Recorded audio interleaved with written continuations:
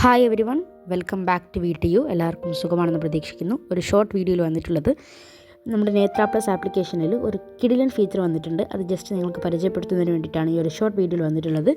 1.5 വെർഷനിലേക്ക് updation വന്നിട്ടുണ്ട്. ഓരോ videos നമ്മൾ പ്രത്യേകം ഓരോന്നായിട്ട് ചെയ്യുന്നുണ്ട്.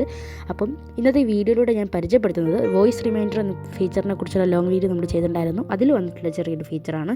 ഒരുപാട് ഫീച്ചർ 1.5 വന്നിട്ടുണ്ട്. അത് ഓരോ നമ്മൾ ലോങ് വീഡിയോ ചെയ്യുന്നതായിരിക്കും. അപ്പോൾ ഇന്നത്തെ വീഡിയോ ഞാൻ പറഞ്ഞതുപോലെ തന്നെ വോയിസ് റിമൈൻഡറിൽ വന്നിട്ടുള്ളൊരു പുതിയ ഫീച്ചറാണ്. അതുകൊണ്ട് നമുക്ക് പെട്ടെന്ന് വോയിസ് റിമൈൻഡർ ഓപ്പൺ ചെയ്യാം. ഇവിടെ വോയിസ് റിമൈൻഡർ ഓപ്പൺ ചെയ്തിട്ടുണ്ട്. ഞാൻ താഴോട്ട് സ്വൈപ്പ് ചെയ്ത് വരുന്നു. കൺഫേം ആൻഡ് ആക്ടിവേറ്റ് എന്ന് പറയുന്ന ബട്ടൺ ഞാൻ പറഞ്ഞിട്ടായിരുന്നു. അതിന് താഴെ യുവർ അലേർട്ട്സ് എന്ന് പറയുന്ന ഒരു ഓപ്ഷൻ ആയിരുന്നു ഇതുവരെ ഉണ്ടായിരുന്നത്. പക്ഷേ ഇപ്പോൾ നമുക്ക് അതിന് തൊട്ട് താഴെയായിട്ട് വൈബ്രേഷൻ സെറ്റിംഗ്സ് എന്ന് പറയുന്ന ഒരു ഹെഡിങ് കാണാൻ വേണ്ടി സാധിക്കും. അതിന് തൊട്ട് താഴെ അത് അവിടെ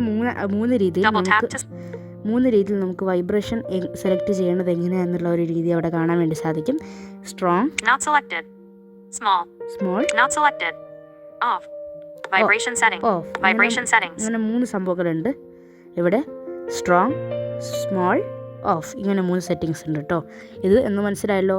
റിമൈൻഡർ ചെയ്യുമ്പോൾ എത്ര സ്ട്രോങ്ങിൽ നിങ്ങൾക്ക് വൈബ്രേറ്റ് വേണമെന്നാണ്. വളരെ വേഗത്തിൽ വേണം, കുറച്ച് മതിയോ, ഇനി അവിടെ നിങ്ങൾക്ക് വൈബ്രേഷൻ വേണ്ട എന്നുള്ളത് ജസ്റ്റ് അവിടെ ടിക്ക് ചെയ്ത് കൊടുക്കാം. Thank you.